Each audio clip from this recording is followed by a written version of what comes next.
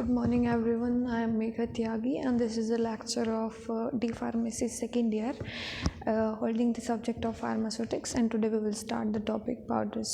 जो पाउडर है वो सॉलिड डोजेज फॉर्म होती है और ये एमरफस और क्रिस्टलाइन फॉर्म में दोनों में अवेलेबल होती है। जो पाउडर का पार्टिकल साइज़ है वो मतलब डोजेज फॉर्म की फिज़िकल, केमिकल और बायोलॉजिकल प्रॉपर्टीज़ को इन्फ्लुएंस करता है। ठीक है, पाउडर्स की कुछ एडवांटेजेस होती हैं, कुछ उसकी डिसएडवांटेजेस होती हैं। एडवांटेजेस क्या क्या हैं कि पाउडर्स जो हैं ओल्डेस्ट फॉर्म है डोजेज फॉर्म की, क्योंकि पहले के टाइम पे भी जो ये वैद्य वगैरह चूर्ण देते थे या पुड़िया बना के देते थे वो पाउडर फॉर्म में होती थी। और सेकेंड क्या कि जो पाउडर्स हैं उनको हम ईज़िली उन बंदों को दे सकते हैं जो टैबलेट्स को, कैप्सूल को स्वेलो नहीं कर सकते हैं, जो इन्फेंट्स स्वेलो नहीं कर सकते हैं टैबलेट्स और कैप्सूल्स को, उनको हम पाउडर्स दे सकते हैं किसी भी सूटेबल लिक्विड में डिसॉल्व करके। उसके बाद क्या है कि पाउडर्स में इनकम्पैटिबिलिटी कम होती है एज़ कम्पेयर टू जो लिक्विड डोजेज फॉर्म्स होती हैं, उनमें इनकम्पैटिबिलिटी ज़्यादा होती है, पाउडर्स में इनकम्पैटिबिलिटी कम होती है। और जो पाउडर्स हैं उनको बनाने में इतनी एडवांस मशीनरी नहीं लगती है जितनी कि लिक्विड डोजेज फॉर्म को बनाने में लगती है, या फिर सॉलिड या टैबलेट्स को बनाने में सॉलिड टैबलेट्स को या कैप्सूल्स को बनाने में लगती है जितनी एडवांस मशीनरी। तो ये इकोनॉमिकल है कि पाउडर्स को हम इजीली बना सकते हैं। ठीक है, और जो लार्ज क्वांटिटी ऑफ ड्रग है हम उसको ईज़िली एडमिनिस्टर कर सकते हैं पेशेंट को पाउडर फॉर्म में किसी भी एक सूटेबल लिक्विड में डिसॉल्व करके। इसकी कुछ डिसएडवांटेजेस भी हैं कि जो बिटर, नॉजियस एंड अनप्लीजेंट टेस्ट की जो ड्रग हैं हम उनको एडमिनिस्टर नहीं कर सकते in the form of powder, क्योंकि वो इरिटेंट हो जाती हैं पेशेंट के लिए, इरिटेशन कोज कर देती हैं। जो हाइग्रोस्कोपिक ड्रग हैं वो पाउडर फॉर्म में हम डिस्पेंस नहीं कर सकते, क्योंकि हाइग्रोस्कोपिक ड्रग्स क्या होती हैं जो कि वाटर को ईज़िली रिटेन कर लेती हैं या ईज़िली एब्जॉर्ब कर लेती हैं। तो उन ड्रग्स को हम पाउडर फॉर्म में डिस्पेंस नहीं कर सकते, क्योंकि पाउडर फॉर्म अगर हमारा ऐसे ही रहेगा बाहर तो वो मॉइस्चर को एब्जॉर्ब कर लेगा। ठीक है, नेक्स्ट है कि क्वांटिटी जो कि 100 ग्राम से या 100 मिलीग्राम से कम है उनको हम वेइंग बैलेंस पे एक्यूरेटली मेजर नहीं कर पाते, तो ये वेइंग करने में थोड़ी सी दिक्कत आती है पाउडर्स में। और जब हम पाउडर्स को डिस्पेंस करते हैं तो वो एक टाइम कंज्यूमिंग प्रोसेस होता है और इसमें वेस्टेज भी होती है ड्रग की, पाउडर की वेस्टेज होता है, क्योंकि बाय एयर ये थोड़ा उड़ जाता है, पाउडर आसपास फैल जाता है, तो इस वजह से ये लॉस हो जाता है ड्रग का और ये टाइम कंज्यूमिंग प्रोसेस भी है। नेक्स्ट आता है method of preparation of powders. Powder की वेइंग करने में, मिक्सिंग करने में पाउडर का लॉस होता है, तो हमें ये अवॉइड करना चाहिए। जो डिस्पेंसिंग बैलेंस हैं जो भी हमारे पास अवेलेबल होते हैं वो ज़्यादा सेंसिटिव नहीं होते, तो डिफ़िकल्ट हो जाता है कि हम 100 mg से कम का पाउडर अगर वे करते हैं तो उसमें थोड़ी सी डिफ़िकल्टी आती है। ठीक है, तो इसमें मिक्सिंग ऑफ पाउडर्स में हमारे 5 मेथड्स हैं, वो हम डिस्कस करेंगे अभी। पहला है स्पैचुलेशन, सेकंड है ट्राइचुरेशन, थर्ड है ज्योमेट्रिक डाइल्यूशन, फोर्थ है सिफ्टिंग,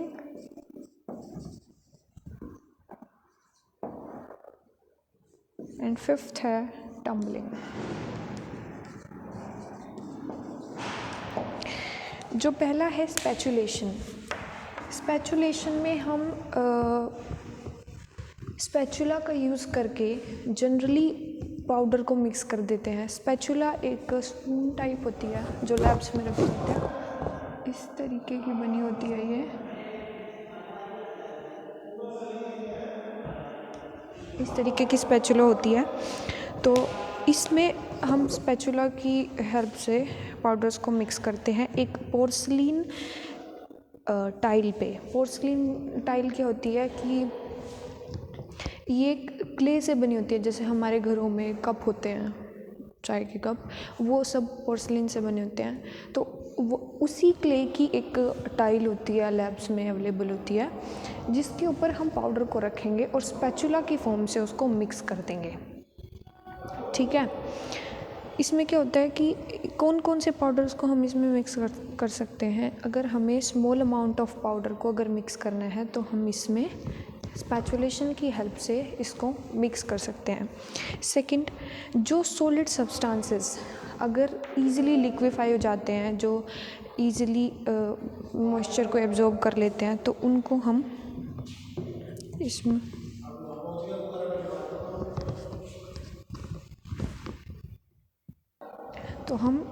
स्पैचुलेशन की फॉर्म्स की हेल्प से इसको मिक्स कर सकते हैं। ठीक है, ये जो मेथड है उन पाउडर्स के लिए सूटेबल नहीं है जो बल्कि फॉर्म में हमें अगर मिक्सिंग करनी है। ठीक है, अगर हमें लार्ज क्वांटिटी पाउडर की मिक्स करनी है तो हम स्पैचुलेशन की हेल्प से नहीं कर सकते हैं। सेकेंड है ट्राइचुरेशन।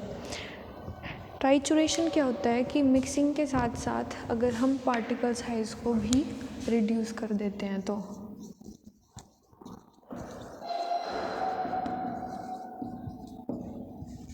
along with mixing। ठीक है, अगर हमें पार्टिकल साइज़ को भी कम करना है मिक्सिंग के साथ साथ तो हम ट्राइचुरेशन की हेल्प से करते हैं। ट्राइचुरेशन में हम क्या करते हैं, मोर्टर एंड पेसल लेते हैं, जो आपने देखा होगा इस तरीके से बना होता है।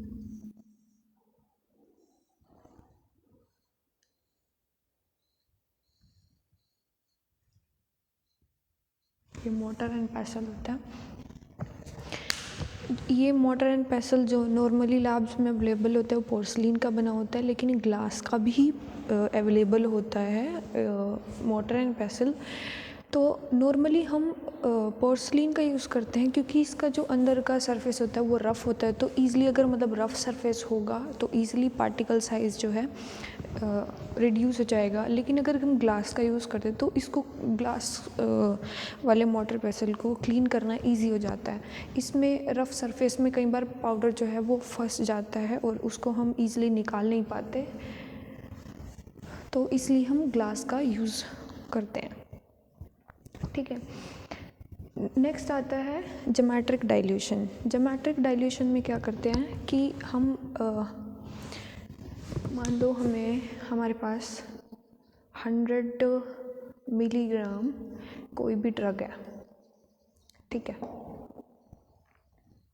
हमने उसको डिज़ोल्व करना है लैक्टोज में। ठीक है, तो हम पहले क्या करेंगे, जितनी हमारे पास कोई भी ड्रग अवेलेबल है उसमें हम same amount of lactose add करेंगे, मतलब 100 मिलीग्राम या हम मिलीलीटर बोल सकते हैं इसको। ठीक है, इतनी हमारे पास ये लैक्टोज अवेलेबल है, तो हम इसको मिक्स कर देते हैं। ठीक है, तो हमारे पास यहाँ पे कितनी क्वांटिटी क्रिएट होगी है, 200 मिलीग्राम। ठीक है, अब हम क्या करेंगे, जितनी हमारे पास यहाँ पे टोटल अवेलेबल है उतनी ही हम दोबारा से लैक्टोज को ऐड करेंगे। ये हम क्या करते इसको हम क्यों करते हैं, ताकि बल्कीनेस या फिर वॉल्यूम किसी भी डोजेज फॉर्म की इंक्रीज़ हो जाए। ठीक है, अब ये 200 हमारे पास अवेलेबल है तो हम 200 mg ही लैक्टोज़ की दोबारा से ऐड करेंगे इसमें, ताकि फिर ये बन जाएगा हमारा 400 मिलीग्राम। ठीक है, मान लो हमें 1000 बनाना है टोटल, फिर 400 यहाँ पे अवेलेबल है, तो 400 हम दोबारा से लैक्टोज़ की ऐड करेंगे तो कितना हो गया 800। अब हमें टोटल बनाना था 1000, तो 800 यहाँ पे अवेलेबल। अब हम 800 तो दोबारा से लैक्टोज़ को ऐड नहीं कर सकते, तो जितनी भी रिमेनिंग अमाउंट है लैक्टोज़ की, उसको हम यहाँ पे ऐड कर देंगे। तो हमारा अगर मतलब हमने 1000 बनाना था तो हमारा 1000 बन जाएगा। ज्योमेट्रिक डाइल्यूशन में क्या होता है कि जितना हमारे पास टोटल मिक्सचर अवेलेबल होता है उतनी ही हम किसी भी डाइल्यूएंट को या फिर किसी भी व्हीकल को ऐड करते हैं, तो उसको बोलते हैं ज्योमेट्रिक डाइल्यूशन। इसके बाद आता है हमारा सिफ्टिंग। सिफ्टिंग में क्या होता है, पाउडर्स को हम सिफ्टर्स के थ्रू पास करते हैं ताकि उसमें वो मिक्स हो जाए। इससे एक लाइट फ्लफ़ी प्रोडक्ट जनरेट होता है। ठीक है, नेक्स्ट है टम्बलिंग। टम्बलिंग में क्या होता है कि हम पाउडर्स को मिक्स करते हैं एक लार्ज कंटेनर में, एक बड़े से कंटेनर में हम पाउडर्स को डाल देते हैं, जो कि एक इलेक्ट्रिक मोटर से वो रोटेट होंगे और ये पाउडर्स को मिक्स कर देगी। ठीक है,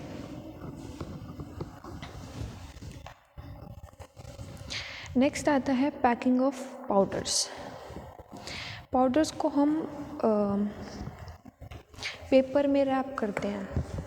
ठीक है, और बल्क पाउडर, अगर मान लो स्मॉल अमाउंट ऑफ पाउडर है तो हम उसको पेपर में रैप कर सकते हैं, या फिर अगर बल्क पाउडर है तो हम उसको वाइड माउथ कंटेनर में रैप मतलब उसको फिल कर सकते हैं। ठीक है, फिर उसके बाद आता है रैपिंग ऑफ पाउडर्स। पैकेजिंग में हम रैप कर रहे थे, तो रैपिंग कैसे करेंगे, हमने जितनी भी हमें पाउडर की अमाउंट जिसको हमने रैप करना है उसको वे करेंगे, फिर उसको पेपर में रैप कर देंगे। जनरली जो हम पेपर यूज़ करते हैं वो वाइट ग्लेज्ड पेपर होता है। ठीक है,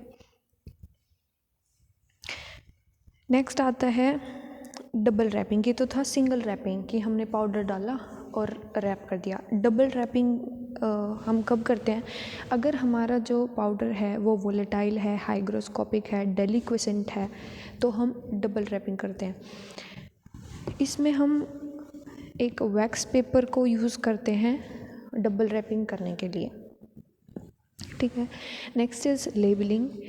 लेबलिंग में हम सारे के सारे इंस्ट्रक्शन देते हैं कि हमने कितने mg कौन सा पाउडर यूज़ किया है, कितने mg हमने दूसरा पाउडर यूज़ किया है। ठीक है, कोई भी अगर हमने वार्निंग देनी है कि सनलाइट से दूर रखो या फिर मॉइस्चर से दूर रखो, तो हमें ऐसी वार्निंग देनी होती है, या फिर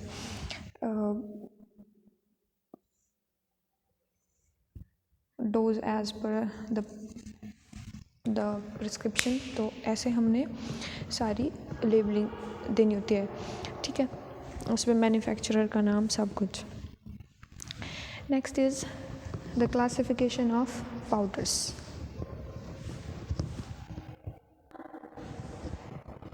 In this, the classification of powders, there are 5 types of powders classified.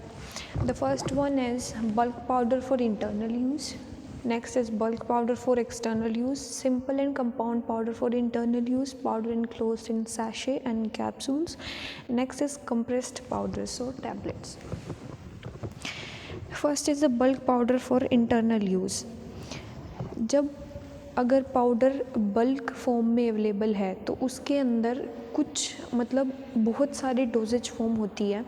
इसको हम कंटेनर्स में, वाइड माउथ कंटेनर्स में पैक करते हैं ताकि हम स्पूनफुल बहुत सारी डोजेज फॉर्म्स को, बहुत सारे डोजेस को ले सकें। मतलब अगर हमारे पास एक कंटेनर है जिसके अंदर पाउडर है तो हम स्पून से उसमें से कई बार अपनी डोज को ले सकते हैं। ठीक है। इसमें जनरली हमारे जो मेनली आते हैं हमारे एंटासिड और लेक्सेटिव होते हैं, नॉन पोटेंट सब्सटेंसेस है, क्योंकि मतलब इतना कोई इनका कोई पोटेंट, ये कोई पोटेंट ड्रग नहीं होती है, तो इनको हम generally in the form of powder ले सकते हैं। Next the bulk powder for external use. जब मतलब लेबलिंग के टाइम पे हम ये मेंशन कर देते हैं कि इंटरनल यूज़ के लिए है या एक्सटर्नल यूज़ के लिए हमारा पाउडर है। Bulk powder for external use, इसमें क्या होता है कि नॉन पोटेंट सब्सटेंसेस होते हैं ये in the form of glass और प्लास्टिक कंटेनर्स हमारे पास अवेलेबल होते हैं। मेनली जो हमारा एक्सटर्नल यूज़ के लिए पाउडर आता है वो है हमारा डस्टिंग पाउडर। जो बल्क पाउडर एक्सटर्नल यूज़ के लिए है ये भी क्लासिफाई होते हैं 4 सब डिविजन्स में।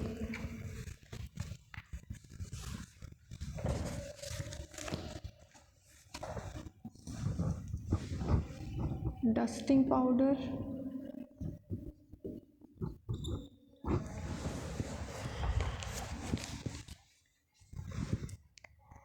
insufflation, snuffs and dentifrices, ये इसकी सब क्लासिफिकेशन है एक्सटर्नल पाउडर्स की। Dusting powder, insufflation, snuffs and dentifrices. जो डस्टिंग पाउडर है वो नॉर्मली हम स्किन पे अप्लाई करते हैं, ठीक है। इसको हम सीव नंबर 80 से पास करते हैं। जब भी डस्टिंग पाउडर होते हैं हमारे, उनको हम सीव नंबर 80 से पास करते हैं ताकि हमारे पास फाइन पाउडर निकल के आए।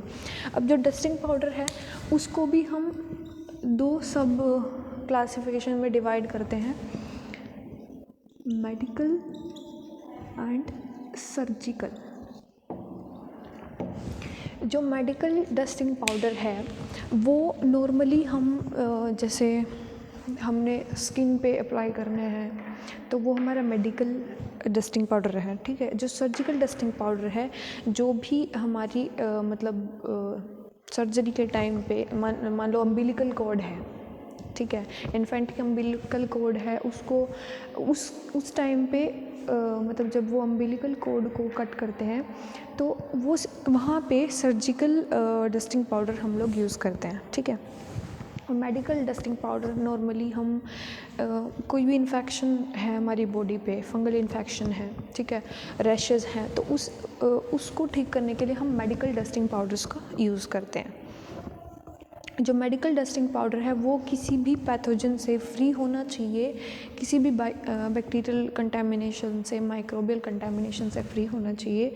वेयरएज जो सर्जिकल डस्टिंग पाउडर है वो स्टेराइल होना चाहिए, ठीक है। Next is insufflation. जो इंसफ्लेशन है ये मेडिकेटेड डस्टिंग पाउडर है जो कि हम बॉडी कैविटीज़ में इनको यूज़ करते हैं, जैसे कि नोज़, थ्रोट, ईयर, वेजाइना, ठीक है। हम इनको ऐसे ही जनरली यूज़ नहीं कर सकते, हम इनको एक अपैरेटस की हेल्प से इनको इंट्रोड्यूस करवाते हैं अपनी बॉडी कैविटीज़ में। उस जो अपैरेटस का नाम है इंसफ्लेटर है, ठीक है। ये पाउडर को एक फाइन स्ट्रीम के थ्रू, जहाँ पे भी हम अप्लाई करते हैं वहाँ पे एक फाइन स्ट्रीम के थ्रू ये उसको डिस्ट्रीब्यूट कर देता है। इंसफ्लेटर के टाइम पे जब मतलब हम अगर इंसफ्लेटर यूज़ कर रहे हैं तो उस टाइम पे बहुत सारी डिफ़िकल्टीज़ भी आती हैं। तो क्या क्या डिफ़िकल्टी होती हैं, हम इसमें कोई भी एक यूनिफॉर्म डोज जो है मेजर नहीं कर सकते। सेकंड, अगर ये थोड़ा सा भी वेट है, अगर ये पाउडर थोड़ा सा भी वेट है तो ये ब्लॉक कर देता है। जहाँ पे भी हम अगर मान लो इसको अप्लाई कर रहे हैं, या तो पाउडर ही वो जम जाएगा, वो उसमें क्लॉग फॉर्मेशन हो जाएगी। ठीक है, नेक्स्ट इज़ स्नफ्स। स्नफ्स क्या होते हैं, जो हम नोस्ट्रिल्स के थ्रू इनहेल करते हैं, जिस पाउडर को फाइनली डिवाइडेड पाउडर्स होते हैं ये, जिनको हम नोस्ट्रिल्स के थ्रू इनहेल करते हैं। ये किस किस एक्टिविटी के लिए मतलब यूज़ किए जाते हैं? Antiseptic, bronchodilator and decongestion action के लिए हम इनको यूज़ करते हैं। नेक्स्ट इज़ डेंटिफ्राइसेस या फिर tooth powders. Name suggest that it is somewhat related to the dental, and dental means teeth. So dentifrices are the tooth powders. ये हम टूथब्रश के हेल्प से हम इसको अप्लाई करते हैं अपने टीथ पे, ताकि ये जो टीथ का सरफेस है उसको क्लीन कर सके। इसके अंदर कोई भी डिटर्जेंट या सोप होगा, कुछ एब्रेसिव सब्सटेंस होगा, या और इसके साथ साथ इसमें फ्लेवर भी होगा, ताकि मतलब जो हमें टेस्ट आएगा इस पाउडर का वो प्लीजेंट हो। ठीक है, जो एब्रेसिव एजेंट जो भी हम यूज़ करते हैं, या तो वो कैल्शियम सल्फेट हो सकता है, मैग्नीशियम कार्बोनेट हो सकता है, सोडियम कार्बोनेट हो सकता है, सोडियम क्लोराइड हो सकता है, ये भी फाइनली डिवाइडेड पाउडर्स होंगे, ये मतलब फाइन पाउडर्स होंगे। अगर हम डेंटिफ्राइसेस बना रहे हैं तो हम इसमें स्ट्रॉन्ग एब्रेसिव सब्सटेंसेस का यूज़ नहीं कर सकते, क्योंकि ये हमारे टीथ को हार्म कर सकता है, ये हमारे टीथ के स्ट्रक्चर को डैमेज कर सकता है, डिस्ट्रॉय कर सकता है। ठीक है, next is simple and compound powder for internal use.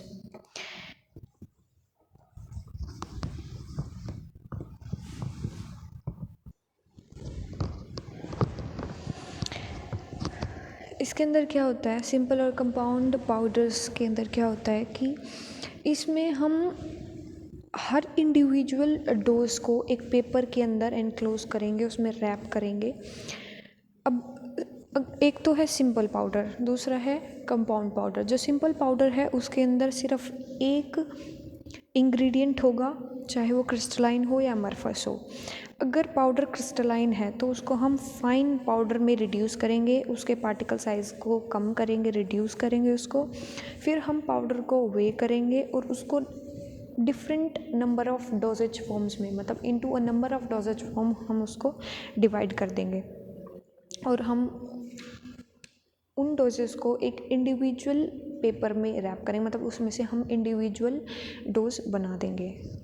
Next है कंपाउंड पाउडर। कंपाउंड पाउडर में एक से ज़्यादा सब्सटेंसेस होते हैं जिनको हम एक साथ मिक्स करते हैं और उनको हम इंडिविजुअल डोजेस में डिवाइड कर देते हैं और पेपर में रैप कर देते हैं। नेक्स्ट है पाउडर्स एनक्लोज इन सैशे। जो सैशे हैं वो सॉलिड यूनिट डोजेज फॉर्म होती है ड्रग की। सैशे को हम बनाते कैसे हैं, हम इन्हें राइस पेपर से बनाते हैं। राइस पेपर कैसे कि राइस फ्लोर लेंगे, उसको हम वाटर के अंदर मिक्स कर देंगे और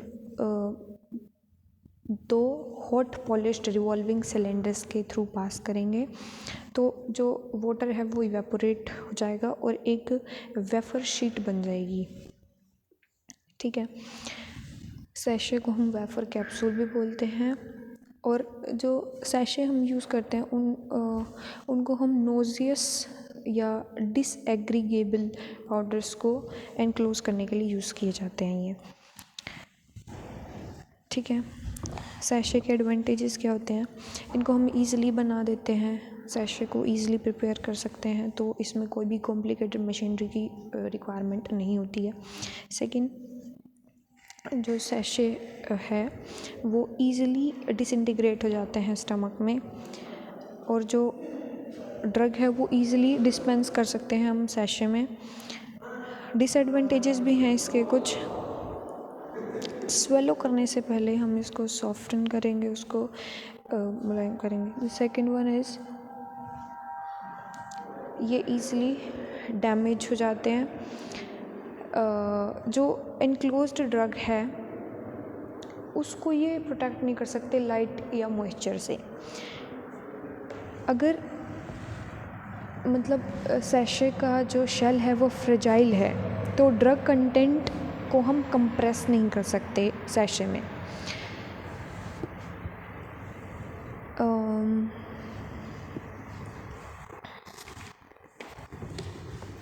This is all about today, and further on we will continue the topic. Thank you.